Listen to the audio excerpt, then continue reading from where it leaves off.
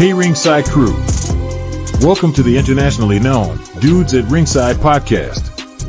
And now here's your host, Joe Panther III. Hello there, wrestling fans!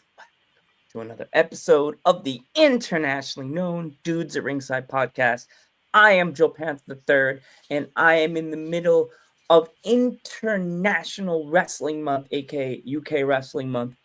And I have an awesome person that I'm bringing back on the podcast. By the way, welcome to the chat. Welcome.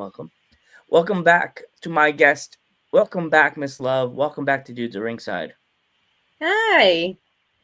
Sorry about the lack of camera. For some weird reason, my laptop decided last minute that it couldn't connect to it, and I couldn't get it to work. I'm so sorry.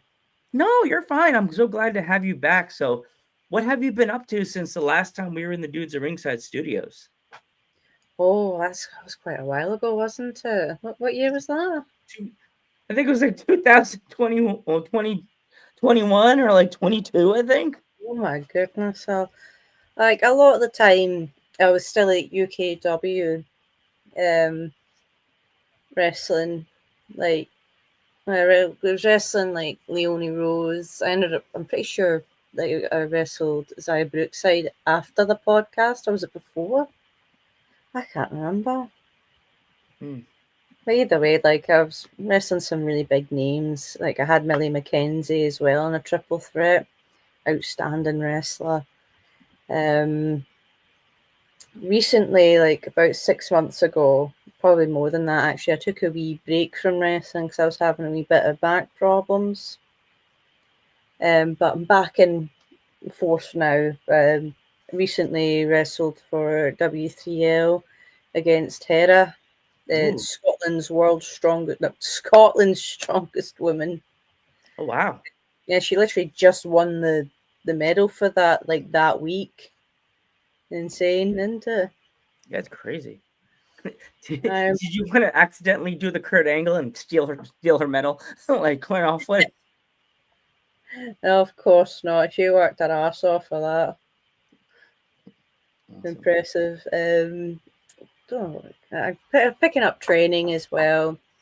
Just kind of slowly dipping my toes back into things because you know what bodies are like. They can be so temperamental. Yeah.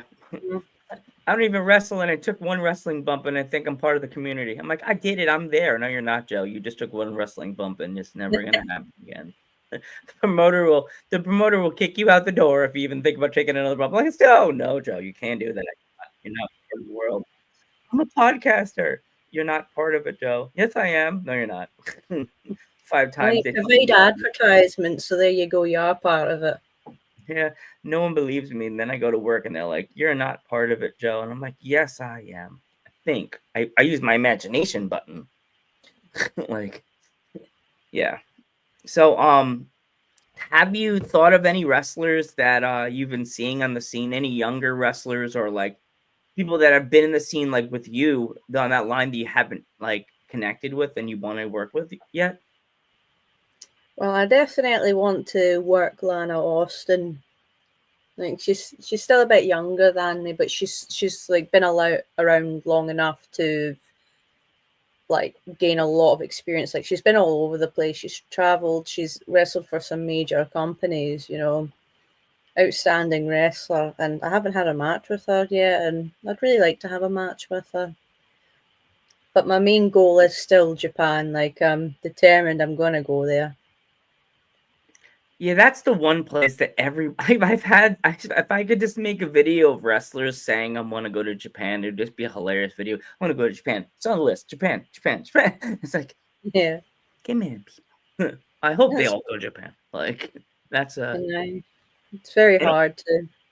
Yeah, and the travel, and also the language barrier, like.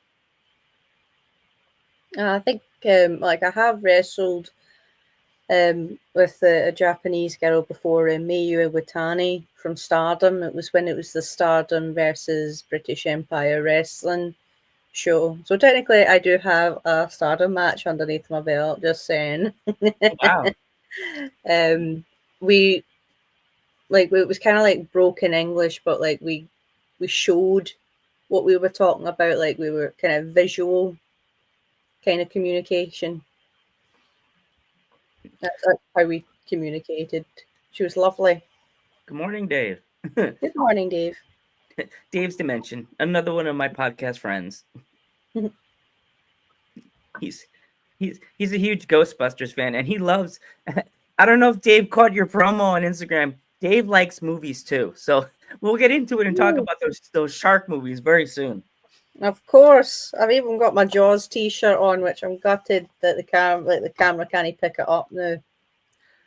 StreamYard's a tough lady. It sometimes it'll have you all set up, you're all good, and then I had an episode recently that my camera in the middle of my ending, I didn't get a chance to do the point. I was frozen on camera like this.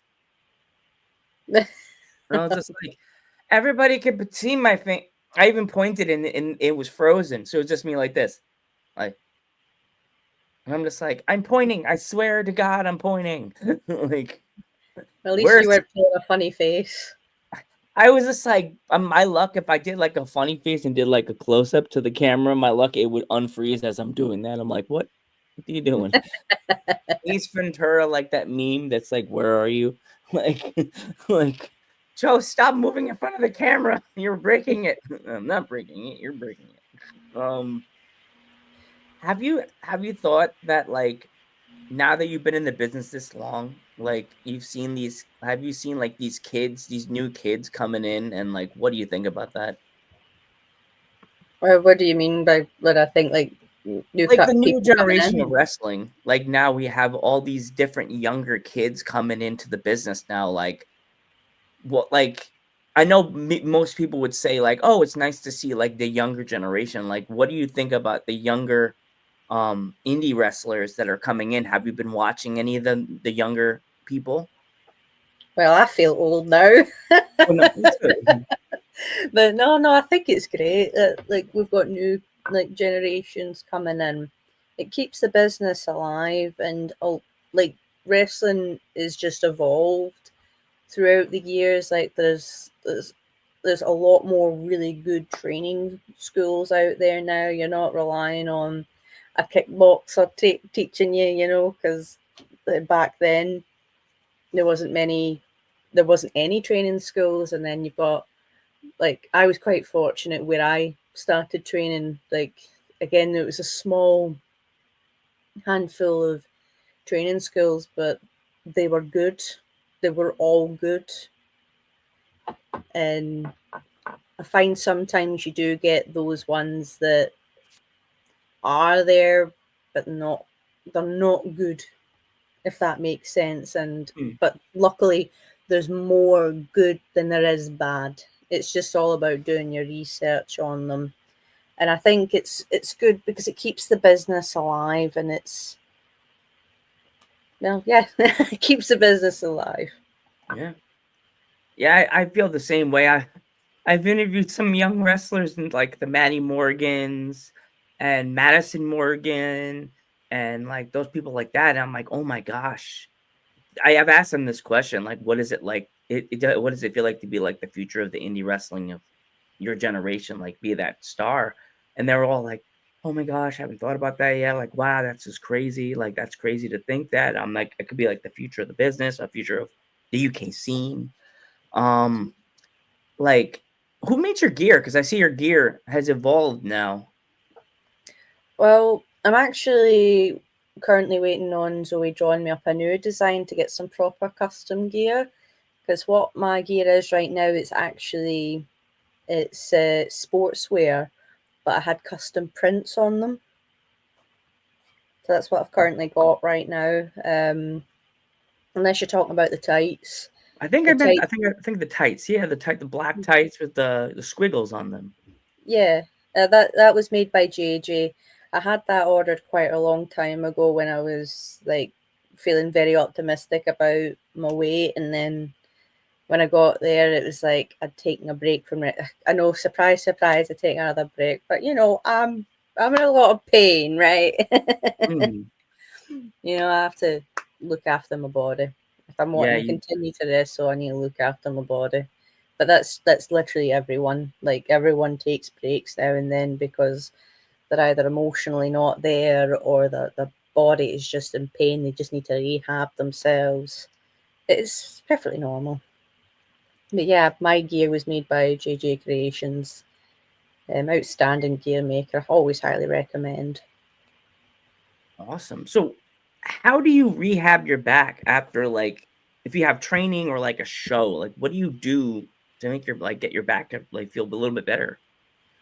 Well, movement, surprisingly, like, you think just sitting down, no, that's actually making it worse. You move, but obviously you don't go like doing handstands and shit. It's like walking's really good. I've been told yoga's really good, but like I keep meaning to do it, but I just don't do it. I do stretches. I still do work out in the gym. I just don't do insane lifts. It's more of a like light but more repetition, if that Hmm. makes sense. Yeah, it does. Baths. Baths are great for like soaking. Um, I think that's about it, really. Also, a hot water bottle on the back's really nice. I say rehab. I say like it's more like just trying to like stop it from like completely crashing. But Yeah, we only get one body, and we have to yes. try to keep it the same, keep it good, so when we get older, we're not going, oh God, there it is again. Like, I'll be amazed if I make it to my 50s, mate. oh jeez. I think about all these indie wrestlers that like do death match, like the Mickey Knuckles and the Randy Wests. Like, Aye. Credit to them. Wouldn't uh, be me. I don't know how they go through. They throw themselves through like panes of glass and like, oh, big shout out to Randy West and Mickey Knuckles because they put their body on the line for our enjoyment. Like, insane. Exactly. Like, respect to them. Yeah. Do you ever think about like doing any like crazy matches like that, like a death match? Not really. I'll be honest. It's just not my cup of tea. Believe it or not, I kind of do actually enjoy watching it. I just don't think, for me personally, I don't think I'd do them. It's just not for me. Mhm. And that's okay. Everyone's got their preferences. Yeah. But if like you had an opportunity to actually wrestle Mickey Knuckles, but not in a death match, they just had you do like a hardcore match against her, would you take it? That's a tough one because I would love to work Mickey Knuckles because she's been around for a very long time as well. She's well experienced. I don't know. Like, again, hardcore matches, it's not my forte. Like, I don't tend to. I watch them, but I don't do them. If that makes sense. Yeah, makes sense. Just not my cup of tea. Yeah, I I watch a lot of like clips that these wrestlers send me, and like sometimes I'll go to their Instagram and check out their stuff, and just stuff they do. I'm like, how? Holy Like, I shit! get people. Yeah, how is it legal? It's legal. Like, uh, so I could hear the music in the background going on and on. So now let's get into it. Let's talk about your favorite things to watch. Like, you mentioned in your promo the shark movies. So I which let's shark say movies would you say would be like your all-time favorite? well, Jaws is number one. As it literally birthed shark films. Outstanding. Hasn't aged a day. I still watch it. Like, I'll still just randomly like put it on DVD, or if it's on Netflix, I'll put it on Netflix, and it's just outstanding. In fact, that was actually one of the first films asked to be talked about because I put it on my story. I was like, "Oh, which shark film should I talk about?" And I had Jaws. Jaws was the very first one. Um, what was the other ones? Deep Blue Sea. Hmm. Oh yeah. We had the Meg, Sharknado. Oh God, yes. Aye, the Sharknadoes. Oh, that movie always gives me the creeps. Anytime I'm like even like thinking about it, I'm like, oh god, Sharknado. How many sequels did they do of that movie? They did like 5 or 6 of them, didn't they? Yeah, 6. I've seen them all. When they were in New York, I was like, oh my god. Was it Yeah. New York they were Yeah, in? they were in New York for one of them, yeah. I forgot. I think they I've even got a went to MetLife. massive shark movie collection. Didn't they Like, go to it's something MetLife that Stadium or really means something? something, yeah. Hmm? I think they went to MetLife Stadium where the Jets and Giants play, I think, also. Yeah, they did. They did. Might have been the same one Chris Jericho was in. Yeah. There was also the one, oh, was the one that they went to Pittsburgh? Was that Pittsburgh? Which one was the one they went?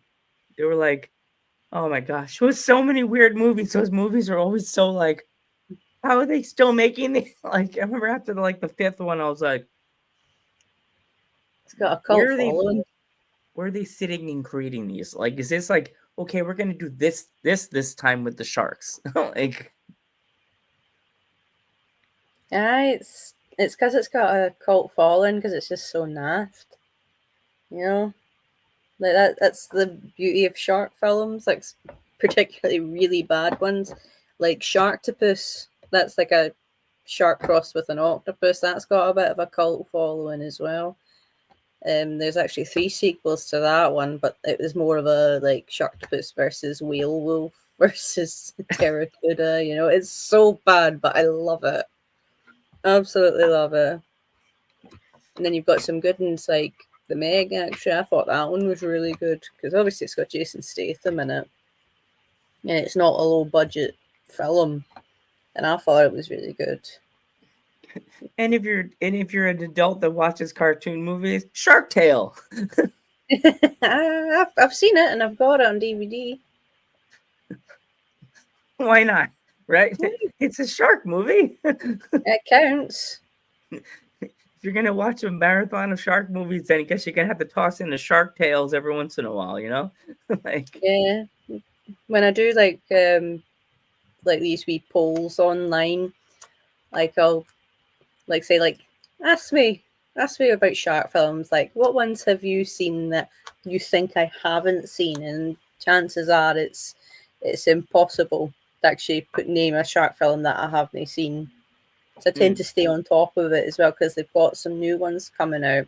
Like, I'm really looking forward to like, oh, what's it called? Dangerous Predator or Killer Predators. It's basically about a guy who uses sharks to like kill his victims. I don't know too much about it because they've kept it a bit vague like that. I'm looking forward to giving that a watch. It's so crazy because I was like, when you were talking about the Jaws thing when we were in the green room, I was just immediately thinking like, do you think they could actually do like a Jaws like movie these days, or do you think that it would be too like CGI? It depends who you have directed because there's loads of people who still believe in practical effects. I'm definitely one of those people who prefers practical effects than digital effects, but obviously I understand that there's just some things you just can't make practical and you just have to use the digital. As long as it's not too cheap looking and you can't really tell. Like The Reef done that a lot. The film The Reef, they actually like filmed actual great white sharks, and what they done was they put like baits and such out, so they had them like mid attacking and they would just put that in the film, and it took me a while to actually realize, oh, like that obviously that wasn't a real shark. I just thought that was really well made, but no, like that's what they done. Yeah, it's like I think it's crazy and awesome at the same time that like we were in an era of movies that these kids now would never ever be able to handle it because am I right? Jaws movies, they weren't like easy to watch. They were easy to cinematography, like really good. But there's a lot of people that could not watch that, like handle that sound. and then see the kid go whip and go down and then come back up and then puddle of blood. You know what I mean? It's a bit of both because I find horror films in general are quite brutal now. Like, they show less and less mercy. But the thing is, with shark films, it's like a shark's not going to tell a difference between a kid and a human because most of the time it is mistaken identity. Let's just put that out there. Like, if it's hungry, it's going to go for what's there, you know? Like, that was it. Like, the symbol with the kid getting eaten by the shark was he was on a raft with both of his arms out like a surfer, which underneath, like, the sharks don't have like 20/20 vision. All they see is a shadow above them that's shaped like a seal. Like, oh, obviously they did that, but they still had to use the poetic license of, oh, it's a killer shark, it's just going to eat him. Whereas in actual reality, like, it would probably bite him and drop him because, like, ew, that's not a seal, that's minging. Yeah. It's just it's just crazy. Like, did you ever sat down like on a Sunday or like a Saturday or whatever and just watch all the Jaws movies all the way to the end? Yes, I do that actually a lot more than you think. Oh wow. Yeah, it's like the first one, masterpiece. Second one, it's quite good. And the third one, it's like, what the fuck is happening here? What is happening? Like, I understand the premise of, like, oh, like, we've all got that slight fear of if we go to the aquarium, what if a big shark breaks through the glass? And the idea of it sounded fantastic. The execution, though, yeah, yeah, not that great. I still can't like go. I could go. I'll be able to go to an aquarium, but then like seeing a shark in a not cage in an aquarium. I hear that sound because somebody they have to use the Jaws sound anywhere you go in an aquarium, and I'm just like, why? Like, do you want people to have anxiety and like freak out and run out of the place? Like, I've spend your never money, heard don't that leave. before. Like, like I think that's might be American thing because they don't do that in Scotland. Like, I went diving with the sand tiger sharks in the aquarium, and it was just very peaceful, gentle music. I think mainly just because it'd be better for the fish to, like, have that kind of calmness rather than the doo because it'll probably just, like, the fish won't know. It's like they won't just, like, the fish won't turn around and say, "Oh fuck, that's Jaws." Stupid idiot! I'm not Jaws. I'm a tiger shark. Stupid. No, you're sharks. Come on. Yeah. Do your research. Yeah. Have you ever thought of coming to United States and coming to going to Orlando and checking out the Jaws statue they have there? I would love to. It's definitely on the bucket list. Yeah. Honestly, I think they still do the tour. Yeah, the Universal tour. And that one famous part when they go in the water, Jaws comes crashing into the boat. That might be in Japan now. Universal's Japan. Yeah. Or is it still in Florida? Because that'd be awesome. I think they still do the Universal tour. I think I haven't been to Universal Studios. Sounds like the Titanic thing. I haven't been there for 42 years, 45 years. I haven't been to Universal years. 34 years. I haven't been there since 2019. Oh, here we go. Got something. I don't know what this is, but here you go. How different is it to Russ?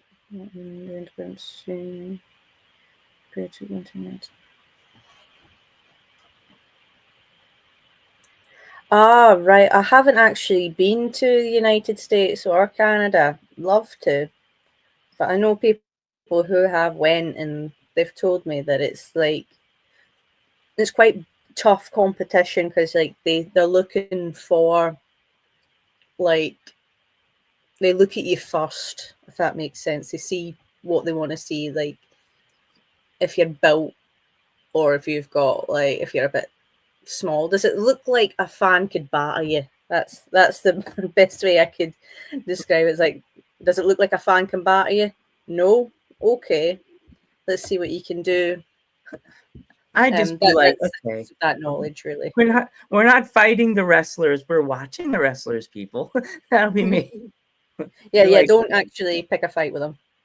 I'll be like the tour guide, and we're not fighting. Keep your hands and feet in the ride. No, put your hands. Stop trying to feed the wrestlers. No. No, you can feed the wrestlers if you want. They'll love you for that. Yeah, here, sometimes you don't even get paid. Like I've seen it. Here, you can give them your hot dog. They're probably not getting paid today. Jesus. Poor guys.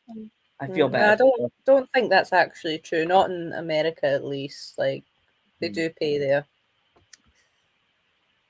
That's what I've been told anyway. Like I've never wrestled there.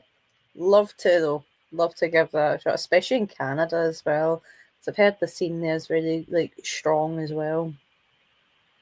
Yeah, I've talked to a lot of wrestlers from Canada, and they really want the experience. They want the chance to go to America and also go to the UK. And they ask me a lot of places, where should I go? And I'm like, I say this one, that one. I always tell them, giving ideas and stuff like that. Oh, we got another one here.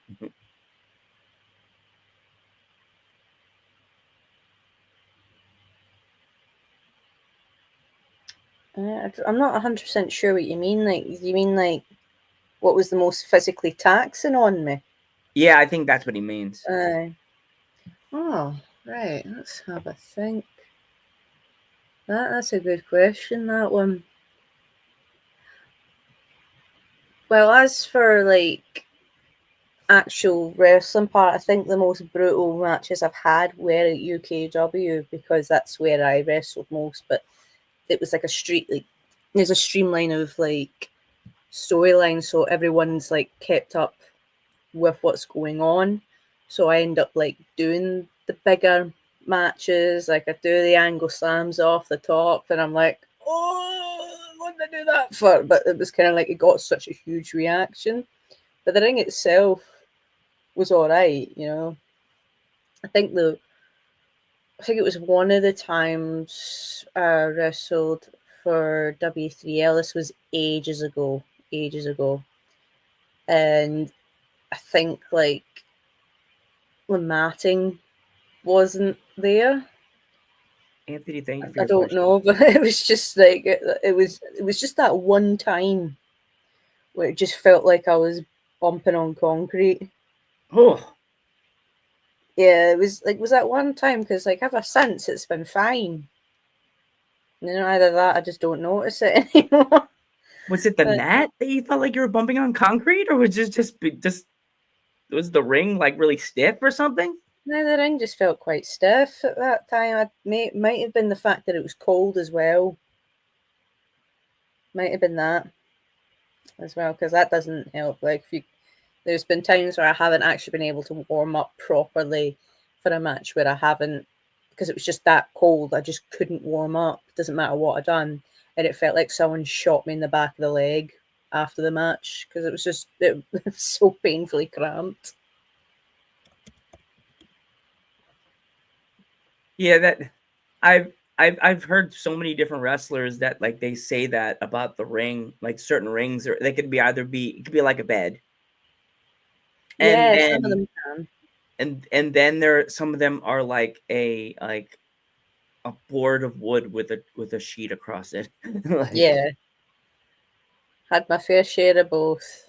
ugh. There was this one ring that they don't run anymore, but like I took a sidewalk slam off of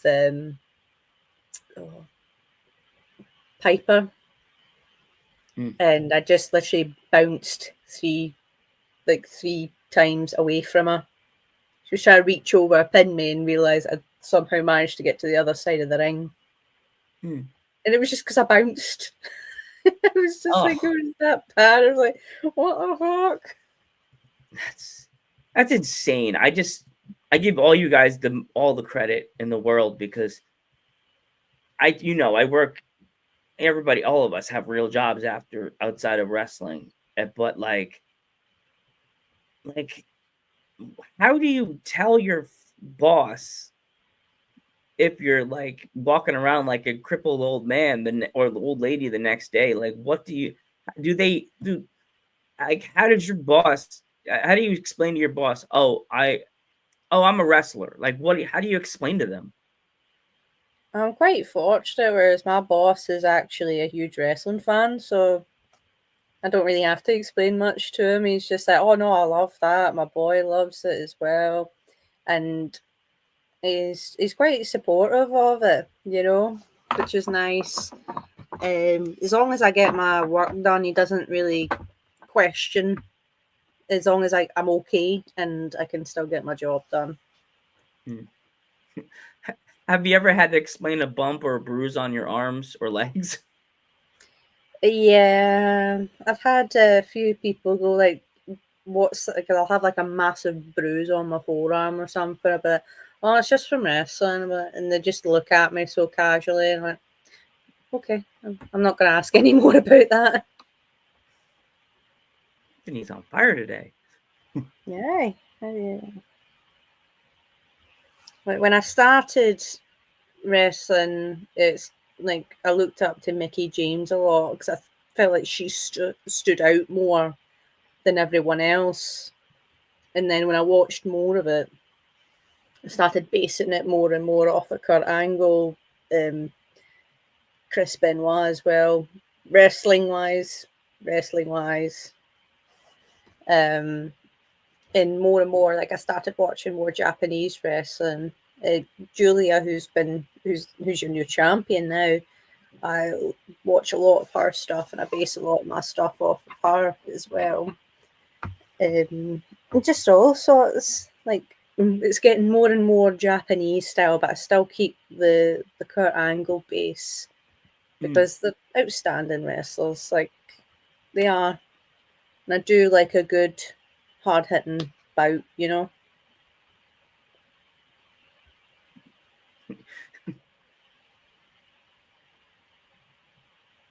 Oh, thank you. I'll take that. We I really used to be able to moonsault, believe it or not, in my earlier years. That sounded welcome, really Anthony. exciting. Don't forget to subscribe and definitely give my guests some follows on her social medias. Where can my fans follow you if they want to follow you on social? You can follow me on Instagram at the Kirsty Love. I'm sorry for the part. It's the only part that could actually get me to use the name because I didn't want to put 100 numbers at the end of it. It's now worse trying to find someone they've got 100 numbers at the end of their name. I've got a Twitter now. Yeah. Wow. I've got a Twitter, and it's at it's the Kirsty Love again.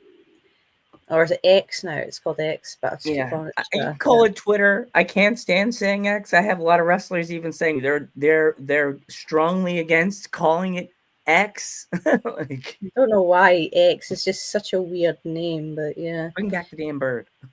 You can also watch my matches on YouTube, it's Kirsty Love. It's just Kirsty Love YouTube there. I'm also on Facebook, which is Kirsty Love McCluskey. But I'm more active on my Instagram, and I'm trying to be more active on Twitter. But if I can get some more followers on my Twitter, that'd be great because I've only just made that, and it's like a bit quiet at the moment. So I just cracked my I elbow. wish you could set. Are you on your phone or are you on your laptop? I'm on my laptop. Do you know the get you by chance? I would say we should have did it before the show, but I could have shared your X link in the chat, and we could have blown it up. Like people could have followed you. Sorry. I think I posted it on my Facebook anyway, but hang on, I'm on my phone right now. I'll get my link. All right, no problem. If you have any upcoming shows, if anybody wants to buy tickets. I don't have anything coming up yet because, like I said, I'm kind of just dipping my toes. I'm making sure that I'm like fighting fit before I can actually go like, boom, here I'm back. I will be keeping everyone updated as well, though. I will be. So I'm still training. Hopefully I'll be at training tomorrow. I don't know. My back's a bit sore from working yesterday. But I will be advertising that I'm active more and more. I'm just kind of sticking to kind of local gigs at the moment, or I'll go to UKW because I know them quite well, and I've got a lot of friends down in Yorkshire area that I'd love to see anyway. Yeah, I know another promotion. If you ever want to go to a new one, I think they're in Blackpool, LWF. LWF, I know that. They got Maddie Morgan as their was Oh, now. of course. Yeah, I would love to Lily work there. Winter's the women's champion now. Again, Gnarly.